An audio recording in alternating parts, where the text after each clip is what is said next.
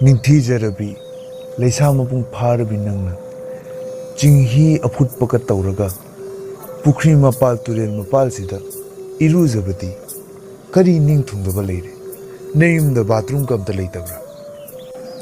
Sakju Sukhangadraba Pamuban Hakna Aibu Hangliba from say Aibu Laida Bini Kanduna Nokna Ribra Natraga Karemna Ribra Hiramu Pamuba Nati Ibima, Egisi, Nona Basuna Chiti, Kadimna Basuna Chiti.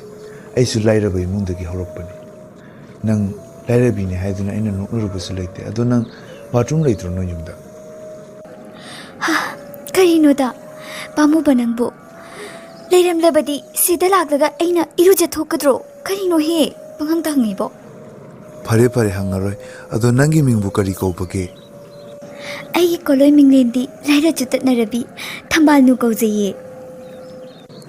I Koloi Mingna, Angang Punamatagi, Ipapache Hazra, Pajangang go.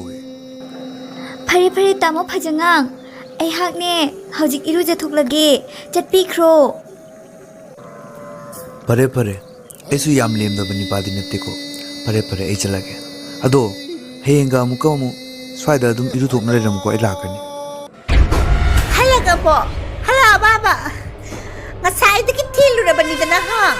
Train Mapadu, Kanayang and Yaturubano! Yum the bathroom of me, Chows on a lady, but Sinang Abu Jangan Halagi Calabra ha! Napagalik the Bane. Nana Kalibas, a question later, but is singing it. Bathroom that to lose or have seen Imabu, Jangan had Pagibarinate, Imangasai, Irujana Hobotugadi, I added them Jalabanima. Nang I was ain't totally but it's singing it ha! I would have returned on it. Nami the creepy ma. Ima, Adunati. Yari, Taco. Oh, Ima, Jalagi.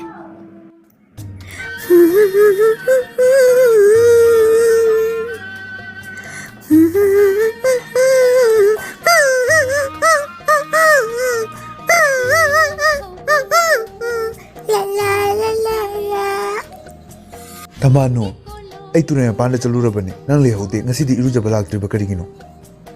Tamo, Nasidi Iruzatre. Nasai Eutagi Aina, Nangiruzabalak to the Anang Lady, Asunga City Iruzagi and Iron Lady. Adu a Nupiamo Oraga, no my Iruza de Harisibu, Nuntigi Iruzakadabne, loud as slow, Iruzo slow. Low, just low. Low. I didn't Tamo. Low. Tamoyarne. Inge. Parebima, Nanobuyatra, but the Iruzero, I in the Iruzasico. Asina than a man hectum of Kandan Mangse. I know Tabak Susito Solusito at Takraga, Mati, Nipau Netana, Sitad and a wedding night and a little midna. I tabak toke, I'm say. Lay how, a tabak than a Tolopon Dribanico. Ado, Kainona City, Ping the Korebase, Kari Hanning Ballet, Hayu, into the Hayu, Hanning Budo Hayu. Nangita Matanine, I know Hindi Basibo, lay how. Ining Tozo Tumba Yam the pay. I get up Matani in Tona Hinglibas Aisukani. In Tonga City, I get Yawama Tabita Bayatra Panico. I know one Hinglibase, the city Wall and in to. I am Nungining in to. I am Nungining. Hayune le how, Nankari Nungining in a Sanapam, Lupa Pambro, Senjang Pambro, Pitrai Pambro, Cardino and the Palm Libase, Aning pig in Aina. Ining to. Aina Palm Libase, Adunate. Snazo Pande, Lapas Pande, Pitrai Pande, Senjang Pande, Karim Pande. Aina Palm Libase, Nakina Chanupama Libadine. Aduto, Eki Chan Pigal Humbiro. Asitani in a Palm Libase. Is Adugibo. You in the yam rounding I need a how. You in the yam rounding I need Adubunang in the San Pinabuja Bigadrone Gichanapada. Kadi Yadani Hake. Mamma, I give a good lady bunny. Hang it in any yara but the loiny yara. Ho, Yamnunga Bawadi in a how. I you in the Yamnunga Bawadi in a Ibani doing a seno with a body. Ha, Lona Unarisa. Pono no Pangani, hey. Yamnunga Bawadi in a bow. I didn't eat it though. I took in and a loin Imagi Thambalnu Erujaningdabi Imana Wama Haikatoniko Ichana Yadaba Yadrabaniko Kariyawano Ima ꯇꯥꯛꯄꯤꯌꯨꯗꯣ ꯅꯆꯥꯗ 이마는네 이자기다못때네 아파바 누파마 하이너비다바니 이자도 루홍다바 야드라바니 누바두가 ꯀꯩꯅꯣ ꯍꯥꯏꯁꯤꯕꯨ ꯏꯃꯥ ꯏꯃꯥ ꯑꯩꯒꯤꯗꯤ ꯈꯪꯅꯖꯕ ꯂꯩꯖꯩꯌꯦ ꯑꯩ ꯉꯝꯃꯣꯏ ꯏꯃꯥ ꯑꯩ ꯉꯝꯃꯣꯏ ꯍꯦ nama aina silibase ichagi phanabani khangidana adugamba lairi chutanaba lallu banjutuka hingaga nang karino tawgadoriba sakto jingaga puk thamgedau nate khangidana इमा पैसा तन सुवारी नते सक्तन सुवारी नते अइना हारिबसे थमोगी वारी ने इमा माक्तो थमो याम सिंगे अइबो याम नुसिबिये इमा अइगे वाबदा मसक खंगबिबा मागे वाबदा अइना खंगबिबा अदुने अइगी मथौदी इमा अहेते पामदे इमा पैसा पामदे इमा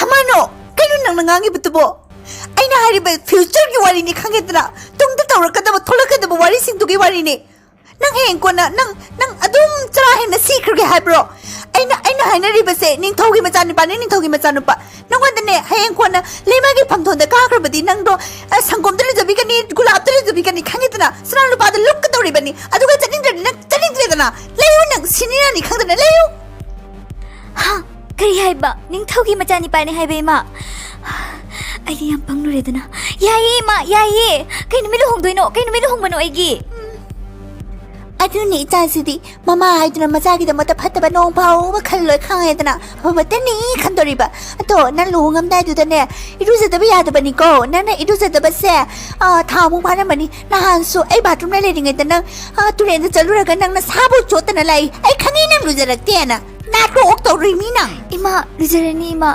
soidana lujaragani handaki matang sidi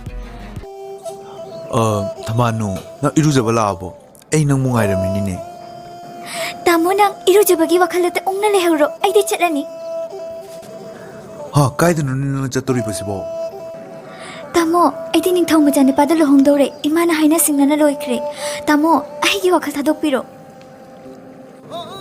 kaino ne hairisi Thambalnu nang phajangangi wakhal thadoage habro phajangang nangi dabata leidi ngasi bo lepi nang kadi wata bale aina nangi kadi ning thuanda bale phajangang leiye ngasi phawa kari thungan khrage aigi ne nungai belambidane yelakanu ko tamo phajangang nangbo phai nana aibu intoklam laga nang paisa gi damata jinga ahen ba pamna chali bani natra phai nang asigo manu pise afaba khak oi da bani khanga ba ahen ba pabi nu pise adu nang su phangani aina nangoda sapi di basini kaino tamo phajangang nungsi di hairaga srap ka pisala isina hojik matam dane kali juk dane srap ka amta changdrabane nungai bana maruni paisa na maruni khange dana nang ngambra ai ngambra jingna tare dana dudi nang ilamge nang amtang nang ilamge ba hai ima aingonda kasu injaba sari ne hojik matam dane paisa paiba nong banda lei bane na phare nangumba laira chutadaba khamba da leidu srukpudi khange dana ai chale phai nang nadi adu hairi dana yengna tare dana khamba na phabra natraga nongba na phabra ina khamba di phai nongman phatte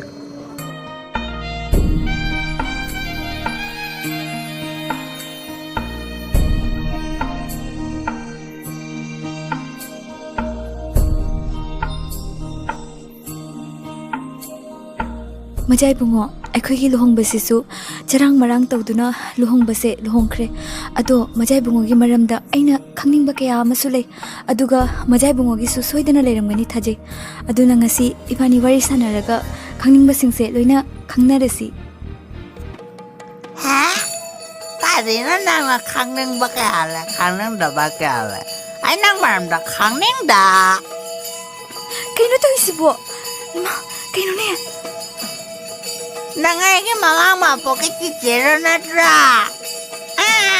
Cicela. Hey, kanano? Ay nangi chichika na teko. Ibani luhong imi. Ima sina kanado no ibu luhong bida isipo. Ay pusi sa loya dana. Ay mangi dana. Haming na na sana mo. Ato ka niya. Huy na mo. Bow. Ima, kaino to isibo. Ima nang naipun si sipong na oy na itog biri ko. Ining tau ꯊꯧꯒꯤ ꯃꯆꯥꯅꯤꯄꯥ ꯀꯣꯛ ꯁꯣꯏꯅꯥꯏꯕꯗꯨꯗ ꯑꯩꯒꯤ ꯏꯆꯥꯅꯨꯄꯤ ꯄꯤꯁꯤꯜꯂꯕꯅꯤꯅ ꯑꯩ ꯌꯥꯝ ꯍꯔꯥꯎꯋꯦ ꯏꯅꯤꯡꯊꯧꯒ ꯑꯩꯒ ꯌꯥꯝ ꯅꯨꯡꯉꯥꯏꯔꯦ ꯅꯨꯡꯇꯤꯒꯤ ꯁꯨꯅꯕ ꯐꯪꯖꯔꯦ ꯑꯗꯨꯒ ꯏꯉꯥꯏ ꯏꯁꯦꯟꯁꯨ ꯑꯣꯏꯖꯔꯦ ꯑꯩ ꯁꯅꯥꯂꯨꯄꯥꯁꯨ ꯌꯥꯝꯅ ꯁꯤꯕ ꯐꯪꯖꯔꯅꯤꯇꯣ ꯑꯩꯗꯤ ꯑꯩꯒꯤ ꯏꯆꯥꯅꯨꯄꯥꯗꯣ ꯅꯨꯄꯤ ꯊꯤꯕ ꯐꯪꯉꯔꯣꯏꯅ ꯈꯟꯖꯔꯝꯕꯅꯦ ꯑꯗꯨꯕꯨ 이베마 레하우나 애기 닝바세 퉁갈래 ꯌꯥꯝ ꯐꯖꯈ꯭ꯔꯕ ꯏꯃꯧ ꯅꯨꯄꯤ ꯑꯃ ꯄꯤꯕꯤꯗꯨꯅ ꯑꯩ ꯌꯥꯝ ꯍꯔꯥꯎꯏꯅꯦ ꯏꯅꯤꯡꯊꯧ ꯄꯥꯝꯃꯨꯕ ꯏꯅꯤꯡꯊꯧꯒꯤ ꯅꯤꯡꯕ ꯊꯨꯡꯍꯟꯕꯗꯤ ꯂꯩꯍꯥꯎ ꯑꯩꯒꯤ ꯏꯊꯧꯅꯦ ꯃꯤ ꯀꯅꯥꯃꯨ ꯍꯧꯗ꯭ꯔꯤꯉꯩꯁꯤꯒ ꯑꯩ ꯆꯠꯂꯧꯔꯒꯦ ꯑꯁ ꯀꯅꯥꯝꯇ ꯂꯥꯛꯇꯦ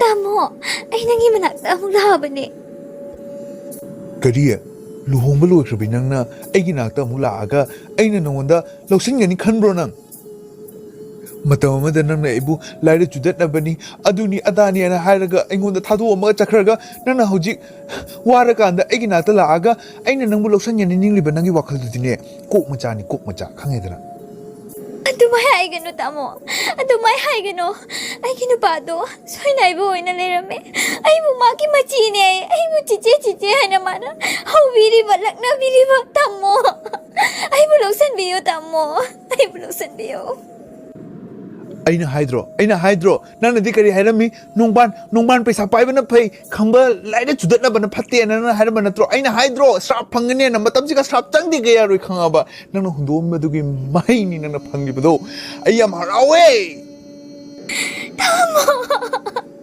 ꯑꯩ ꯌꯥꯝ ꯂꯥꯟꯈ꯭ꯔꯦ ꯇꯥꯃꯣ